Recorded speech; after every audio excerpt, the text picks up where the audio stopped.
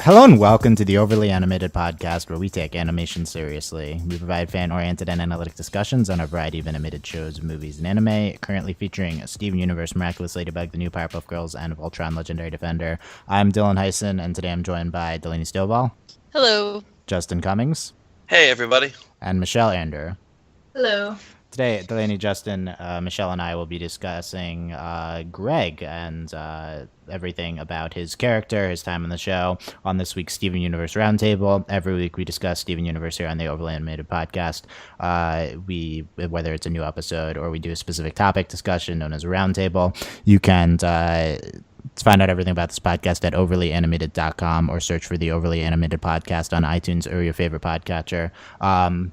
No news as of I just checked about Stephen Float's airing. I mean, I assume we would know if it was airing literally 7 days from now, but with Cartoon Network, you don't know, so we'll see. True. But yeah, just not on the schedule, not on, we'll see. Anyway, great job, Cartoon Network. Summer of Steven, June to August. Nope, not June, so that's fun. So let's get into Greg here. Not a character we talk about a ton on the podcast. Not necessarily a character who's gotten a lot of traction recently with, although not most people haven't, because Peridot's been the Peridot Lab has been stealing the show. But let's talk about a few things with Greg. I guess let's start. Justin and Michelle outlined this for us, and I'm going to go by their designations here, and I'm gonna ask them to talk about the various times that we've seen Greg, I guess, and we can transition this into, as always, when we refer to things that happen in episodes, let's briefly, very very brief amounts of recap, more like what like the presentation is from that, how it shapes our view of the character.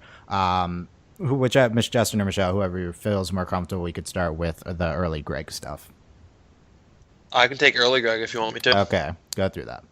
All right, so basically, this is just the flashbacks we get in the story for Steven, and we need to talk. We basically see Greg. We see when he was this young rock star. We see that even when he was trying to live large, be on top of the world, he was still a good person. He never had that stereotypical rock star kind of jerkish attitude. He was always that kind of good guy, even before he met Rose. So young Greg and I guess older Greg, we see are kind of the same person. He was still a good guy even back then. That's kind of what I got from it. Yeah, some very base level analysis here. Yeah, it's good stuff though. Yeah, I agree. Greg comes off the same kind of as younger as older, although he's much more like bravado in the flashbacks. Although I don't know, I feel like a lot of that was like presentation rather than like actually what he's trying to put out. From his, or like what he's like putting forth with his character. Michelle, what's your take on early Greg?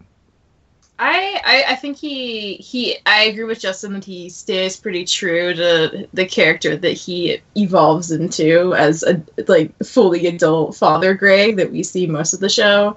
I don't know, he has that kind of starry-eyed wonder that a lot of young people that are he left community college, right, to become a rock star, so he's probably in his late teens, early 20s, and I do think the fact that we see him kind of juxtaposed to Marty really puts in perspective the kind of person he is right away, because Marty's very not a fun guy to have around, and he's very manipulative, and he's very misogynistic, and Greg's the opposite of both those things, and I think that's kind of a significant part of his character too, that we only really see highlighted to such an extreme extent, I think, in those flashback episodes, but it's definitely really interesting to think about.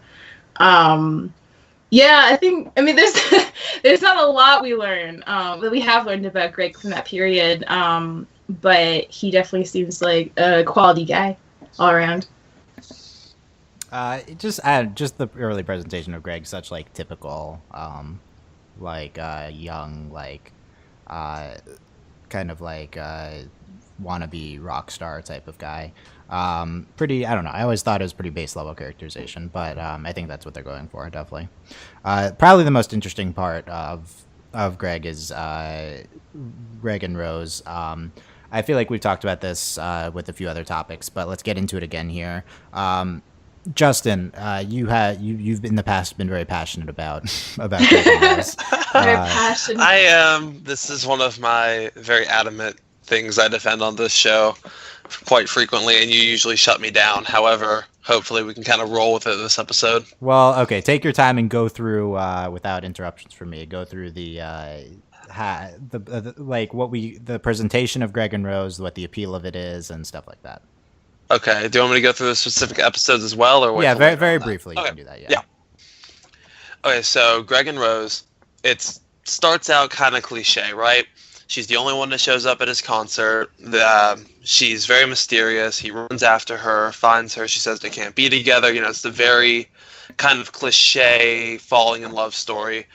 But then it takes a really, really interesting turn. We see in stuff like We Need to Talk that Greg kind of ends up getting involved in the world of the gems. He starts finding out more about them. He starts seeing this kind of mysterious side that no human had ever really seen, to the best of our knowledge. I mean, Rose kind of hints that others might have, but to the best of our knowledge, no, they haven't. It's only Greg seeing this. And then we start to see more and more of how much Greg knows, how much he was with Rose, and how much he and Rose genuinely loved each other after all these years. Because yes, Dylan, it was true love. And so we see Rose trusted Greg with the laser light cannon. We see in line 3, straight to video, how much she cared not only about him, but about their child they were having together. We see just this, it has elements both of a traditional love story and also this kind of unconventionality that the gems bring to everything. And so really it's just one of the most powerful and I'd say one of the most unique love stories. Michelle, get in on this. Well, I just wanted to say that I think one really interesting tidbit we learn about Greg is that he, like, has a thing for, like, tall, big women, and that, like, Marty knows about this, and he, like, asks how big Rose is, and Greg's like, oh, she's, like, was she 6 feet tall or 8 feet tall? Probably 8 feet tall, right? I thought she was 10, but that sounds wrong now that I'm saying it out loud. I feel like it was 8, but she's always like 8 feet tall with like pink curly hair. So it's like, okay, Greg, you have your type. Good for you. But I mean, I think I never really thought a ton about their relationship because it wasn't really much of a thing until Steven started asking questions and we saw flashbacks and we had like context for how they interacted together.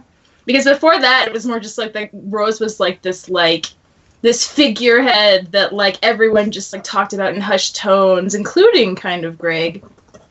And it was nice, especially in We Need to Talk, to see them try to like really like figure out their relationship in a pretty believable way, where they're both coming from very different places, and Rose kind of doesn't get like humans at that point. And I think a big part of her learning to understand humans more and respect them more is through her relationship with Greg, which I think is pretty amazing. So I'm on board with Greg and Rose. I mean, I'm as on board with Greg and Rose as I am with Pearl and Rose. So really, as on board, I don't buy it. Yeah, for sure. They're both legitimate relationships. I mean, the way you've talked about Pearl and Rose, I do not buy that. But there's I feel like there's more meat with Pearl and Rose at this point, but that's just because that's the way the show's presented it to us. But in terms of like just relationships, they're both equally, good for different things. Delaney, any takes on Pearl and Greg? You mean Rose? Rose and Greg. I was going to say Pearl and Rose, and I was like, we'll get to Pearl and Greg. Okay. Don't you worry. I like Greg. I think for me, it's really difficult to have a real reading on Rose and Greg. I can't make the kind of the value call on their relationship when Rose is still not really a character. She's this untouchable goddess in the show.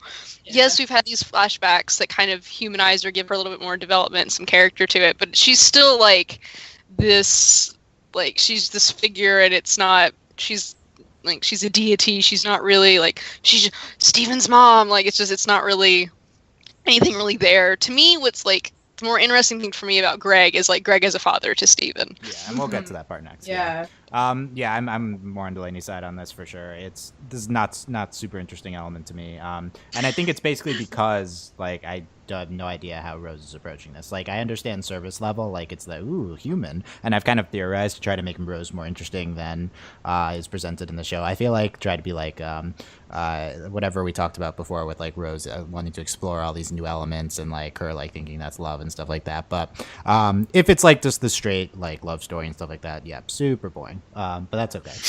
That's okay. Well, even Your even on Greg's side, I kind of feel bad for Greg because it's like all these things that Greg doesn't understand or know. Like, there's complicated stuff to it, but like we don't see that.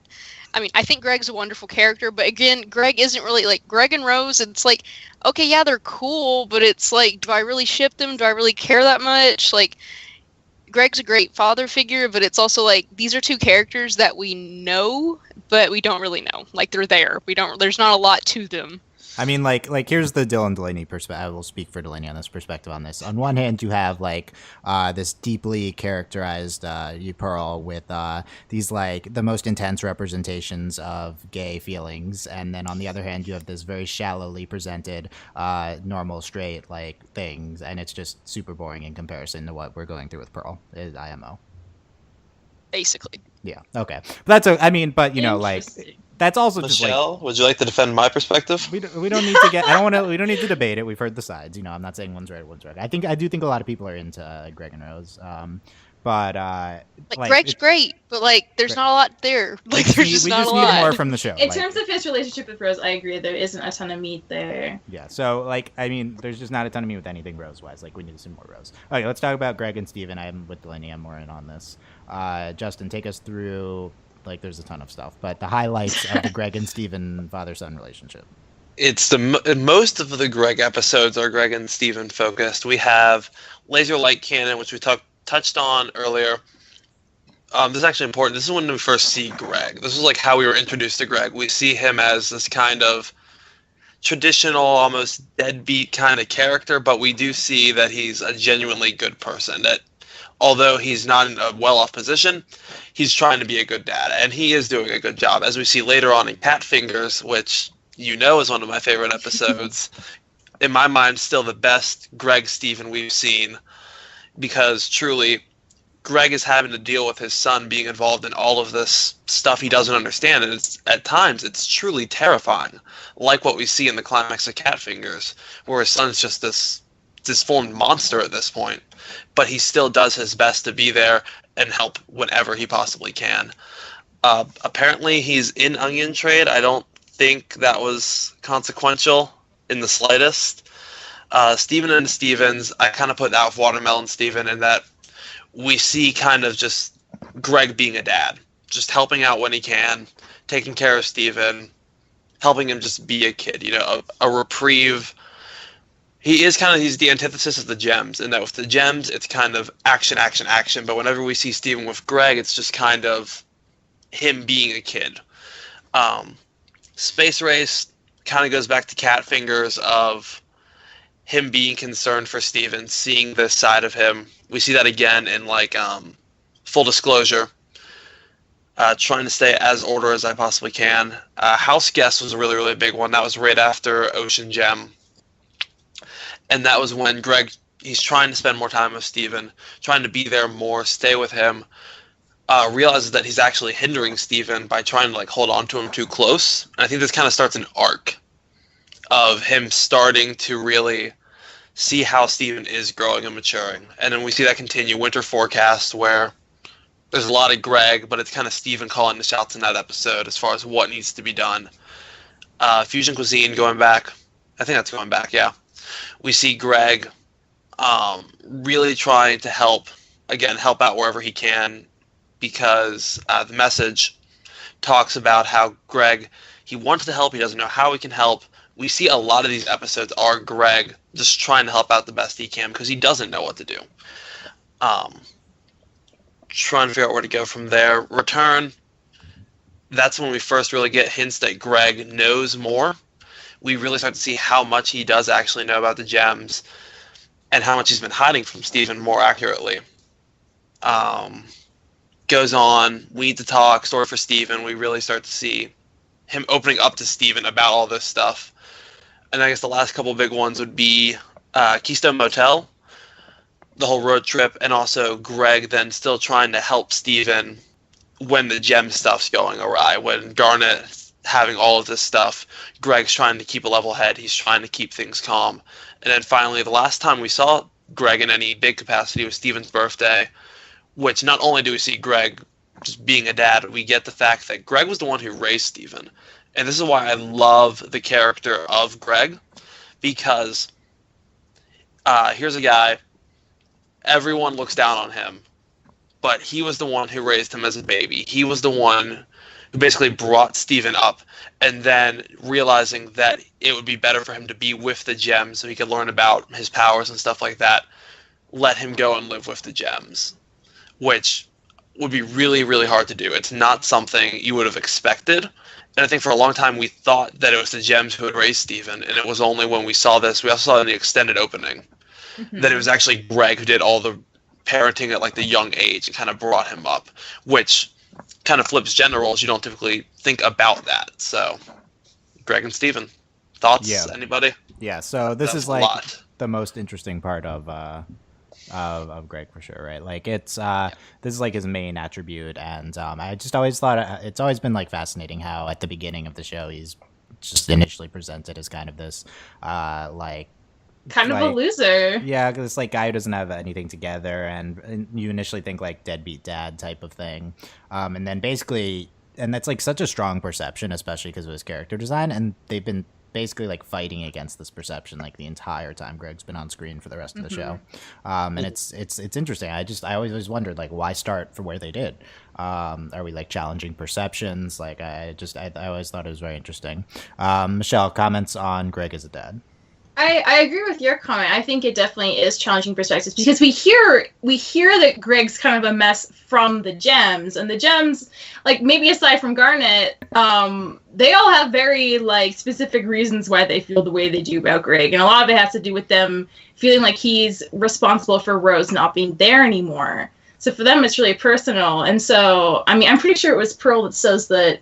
Oh no, it was Amethyst that said that he was a mess in Laser Light Cannon, and that like that sets like you think, okay, well he must be a mess. And you see his character design, but then you see like him helping Steven find the light cannon, and you see like their bond, and it's like such a genuinely like nice moment, like watching them be father and son. And I think that's when you kind of like realize that he's not what he seems, and he's not going to be like literally every other like incapable father in like animated television right now. He's like kind of the opposite, which I think is really great. And he's like always there for Steven when Steven needs him, which is super great because like as Justin pointed out, he doesn't really know like what to do in terms of gem stuff. Like he's completely in over his head. He's never totally understood it, and he knows that he can't be everything for Steven because there's like half of this part of Steven he's never really going to understand the same way the gems will. And I think him giving up Steven to go live with the gems is like such a big sacrifice because he's already lost Rose, you know. Steven's kind of all he has,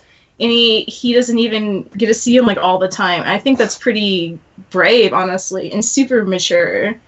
So I have a lot of respect for Grave. I think he's a very good-hearted person, and I feel like he's like one of those like diamonds in the rough where if you don't notice him, you don't think much of him. But like once you do start paying attention, like there's so much there.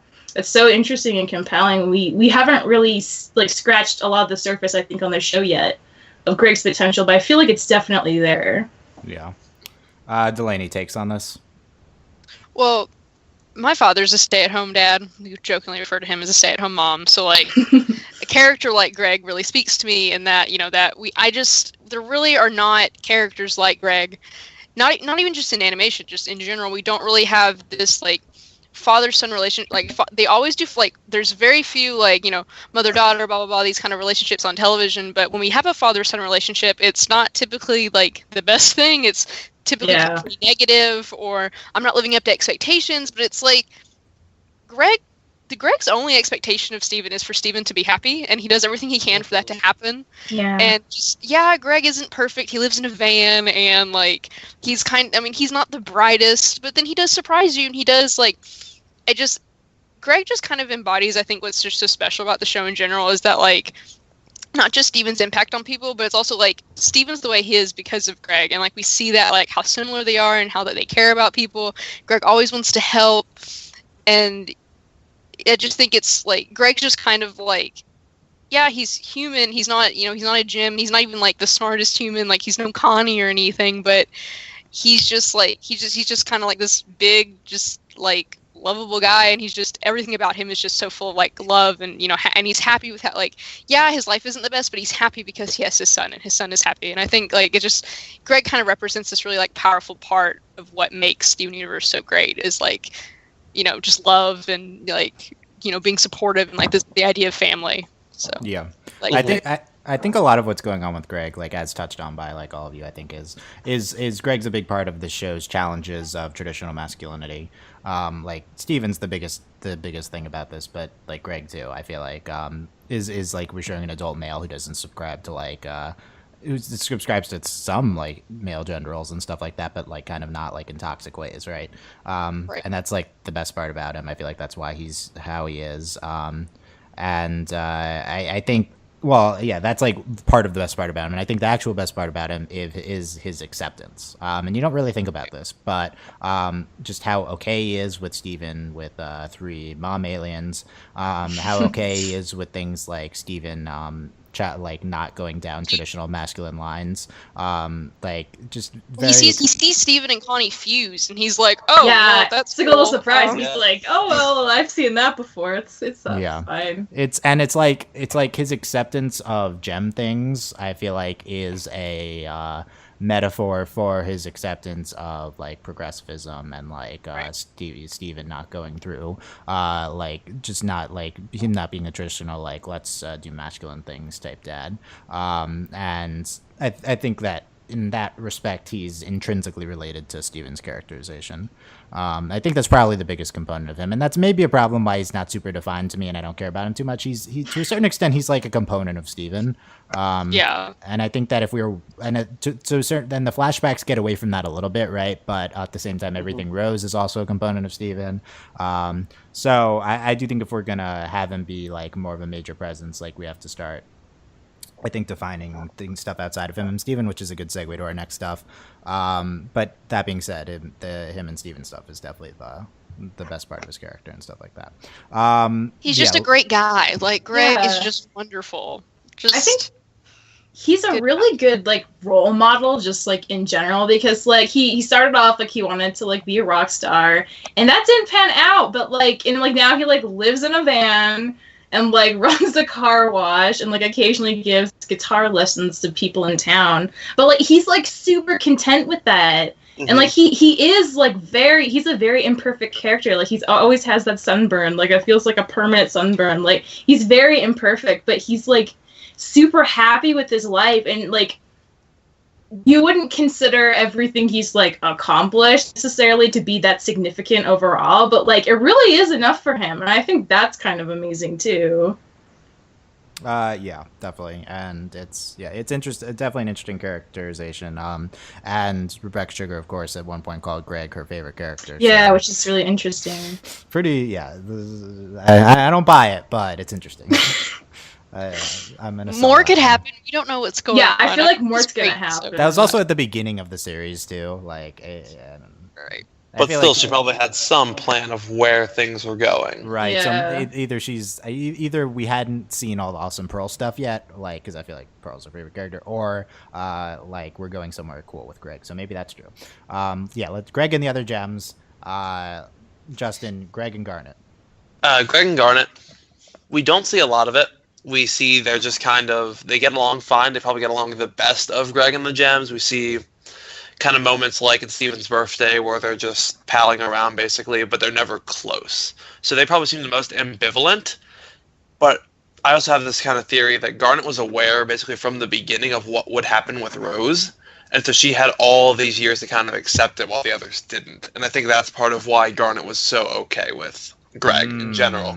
That's interesting. Well, she can literally see the future, so she can see many outcomes. Well, she probably saw the paths and saw over the years they were getting less and less options of what would happen.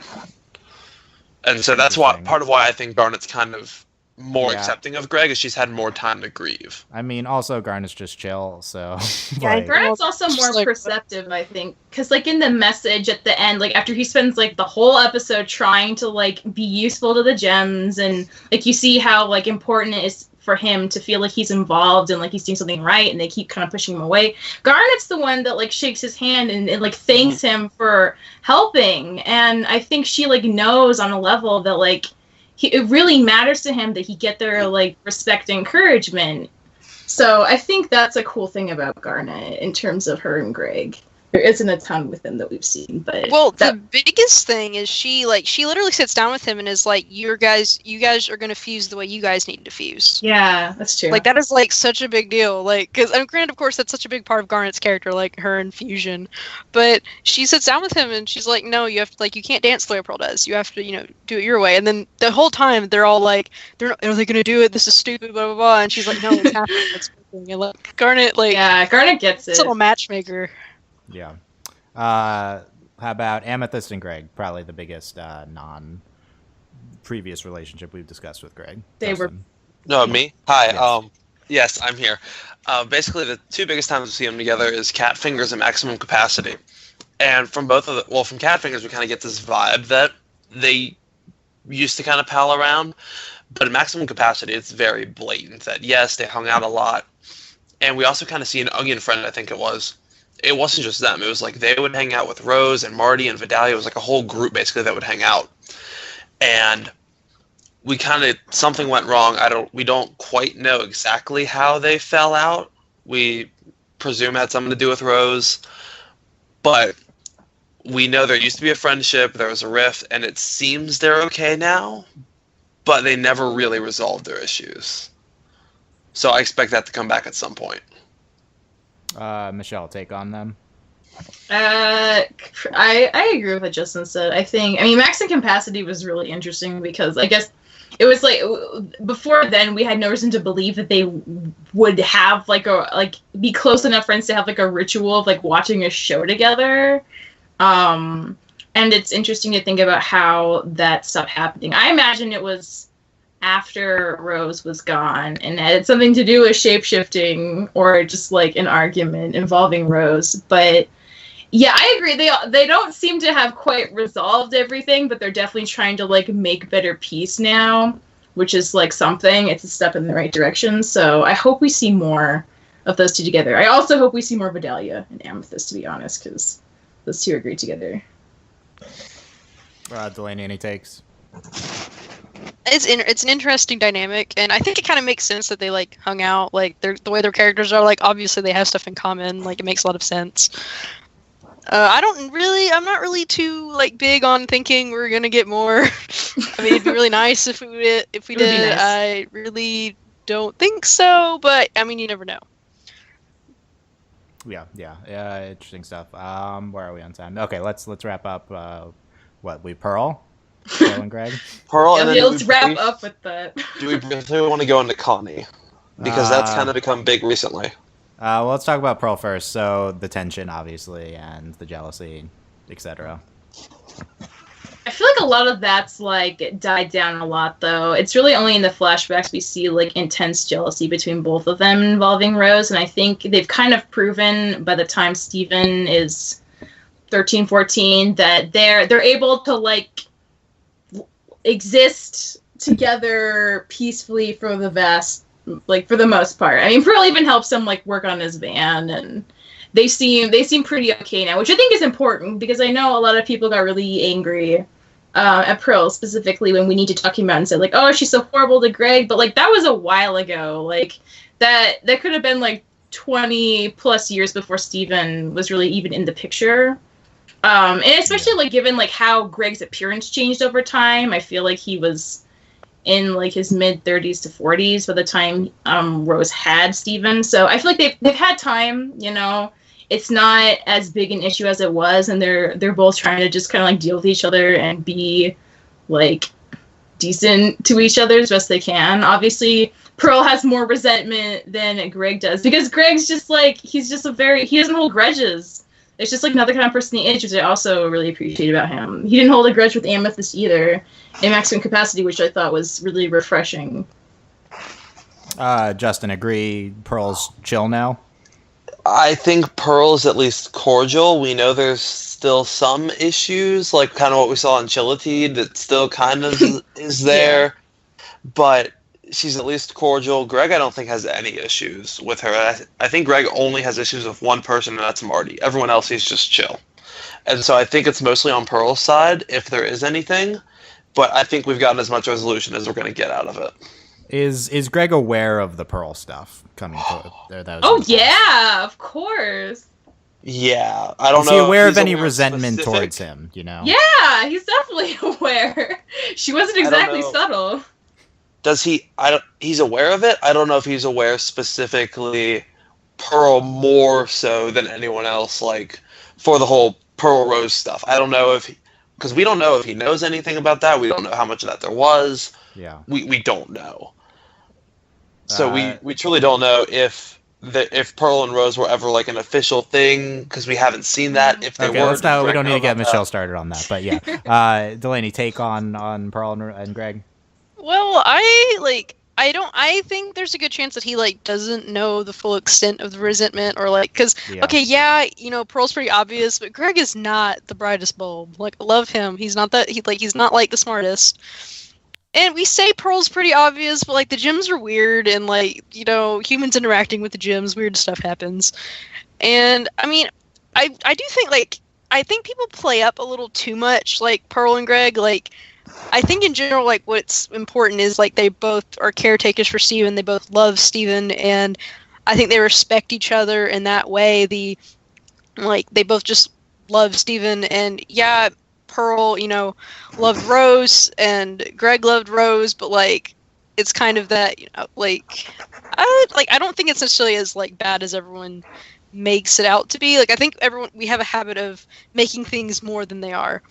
I do obviously there's some resentment, like there's some stuff there, but I do think it's like in general pretty chill. Like Pearl might make a sarcastic comment or something here and there. Pearl, and of course we know how Pearl is. Like Pearl will hold on to everything forever and just bottles everything up because that's who she is. But yeah, I think they're pretty. I think people kind of overstate that a lot. I think there might be more obliviousness on Greg's side than we think, but maybe not. He's also more aware of things than is initially presented. I think he probably doesn't care. Like he's probably I don't think he cares. I mean, I think his best position is to not do anything, right? So I think credit to Pearl for being chill with Greg. I think that's one of Pearl's better traits right now. She is a many, but as a Pearl fan, but that is good on her. Quickly, Justin, Connie, and Greg. Okay, so the human beings pack, as they like to call it, we see this kind of start and we need to talk, and then we see it as far as we've seen it now in Steven's birthday, because to the best of our knowledge, these are the two closest humans to ever get to the gems. And so Greg's kind of able to be there for Connie. He's the support for her that he didn't have, because he's kind of been there. He's seen what the gems are like. He gets what it's like being a human interacting with them. And so he can kind of be that support for all the weird stuff she has to go through that no one else in the world has to go through. So I don't think we haven't seen a lot of it, but from what we have seen, I think it's a very unique dynamic and definitely a very, very positive one. Cool. Yeah. Last chances. Any last takes on Greg? Michelle, start with you. I like Greg. I like Greg. I like Greg. Okay. Okay. Well, all right. I guess my comment will be. I think the show has more plans for Greg and Pearl patching things up further, or at least having more extensive conversations that aren't flashbacks, that are just like future episodes. I feel pretty sure about that. I like chocolate milk. You did not just reference Foster's Oh my God, imaginary friends. Delaney, last take on Greg. I think Greg's just wonderful. I want to see more of him. I really doubt that we will. We're going to see him, obviously, but I don't really know if we're going to do a lot more with him. I love him, but I do feel like he's going to be a character that falls to the back burner. I will say on Greg and Connie, Greg's he's the cool parent. So obviously Connie, who has super uptight parents, is gonna be I love Greg. He's so cool. I have that in my life, so I completely understand Connie and their relationship. Yeah. So it's good stuff. Greg's just a good guy. Good people. I like cereal. Okay, Justin, last takes. No more Foster's references, Nope. and I would totally buy an album of Greg. Okay. that's What did you actually like his music? I don't. I don't know. I don't know if his singing voice is as good as he likes to make it out in the flashbacks, but the stuff we get in the flashbacks, I genuinely enjoy those. You know I enjoy them. You've seen my lists. I genuinely like those songs, so I would buy a whole album of that on vinyl. I mean, Let Me Drive My Van to Your Heart's Yeah. pretty solid stuff. That's a good song. Do you not like his music, Dylan? I have Is that what you're saying? I have no opinion. Did you It's read not the the Pitchfork best review? in the show. But it's solid. Interesting. Okay. Sorry, I just saw something else. Yeah, good stuff on Greg. We'll get all into this, into more stuff with Greg later. Maybe, I assume, with more. What's the next Greg thing we're gonna see on the show? Oh, That's a good question. probably what you would consider a filler episode, Dylan. Probably just like him doing something around Beach City with Steven. Which means I'll love it and Dylan will And hate the it. Vice guy. Yeah, we'll see. Yeah, definitely due for some more Beach City type episodes. But yeah, let us know what you think of anything we talked about with Greg. Predictions for him on the Greg. I don't think people are gonna be too enthused for Greg predictions, but I don't know. Maybe. Let's see. Give him a Maybe. chance. We'll see. Anyway, Dylan Hysen, Delaney, Stovall, Michelle Anderer, Justin Cummings. We'll be back next week with some topic. Probably assume not a new episode, but we'll see. We can hope. We can hope. One can Dream. I wish every night on the first star. With anyone else that'd be sarcastic, but for you it's like genuine. It's so. not. Yeah. Anyway, thanks for listening, guys. Overlyanimated.com. You can search for the Overly Animated podcast. I'm all over the place right now. Support us on patreon.com/overlyanimated. Thank you very much to our patrons: Mitch, Cordell, Beatrice, Nate, Andy, Jamie, Rachel, John, Ryan, Catherine, and Taylor. AKA Hannah, Fever Nut, Junior, Cut Undersea, Beatrice, James, Nathan, Philly, and Buzz Lightyear, Mailman, Rachel Rose, Giant Robert, Brian, Cook Cat, and Needle. This is Taylor Needle because who's On Voltron. Yeah, On who says it on Voltron? It's because that's why they call Keith. They called him the tailor. Yeah, it's because he could thread the needle. Yeah, which is stupid. Or no, not Keith. It was Lance. I think. Yeah, Lance. Even though he made that up because he sucks. Yeah, but that's a great nickname for Taylor. And then yeah, I came up with Needle for once. I got to name someone. Yeah, credit to Ryan and Delaney. Yeah, Ryan came up with the idea, but then I was like, yeah, that's actually a good nickname on like most of our nicknames, except for like Cookie Cat. That's really good. Anyway. Well, yeah, so we'll be back more Steven Universe. Let us know what you thought. YouTube comments, Tumblr asks, anywhere else. What comments on the site, overlyanimated.com. Thank you very much for listening, guys. We will see you next time. Bye. Bye. Bye.